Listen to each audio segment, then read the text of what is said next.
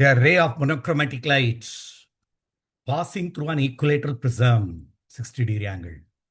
The refracted ray QR is parallel to the base BC.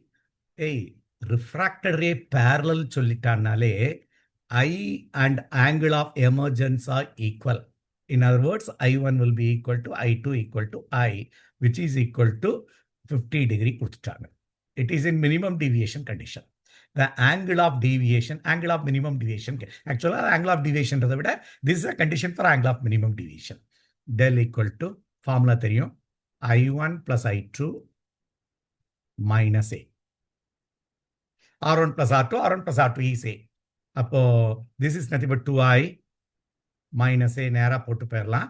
2 into 50, 100 minus 60, which is equal to 40 degrees. That very simple question. இதெல்லாம் ரொம்ப சிம்பிளா நம்ம பல தடவை work out பண்ணியிருக்கோம் இது மாதிரி சிம்பிள் சம்ஸ்.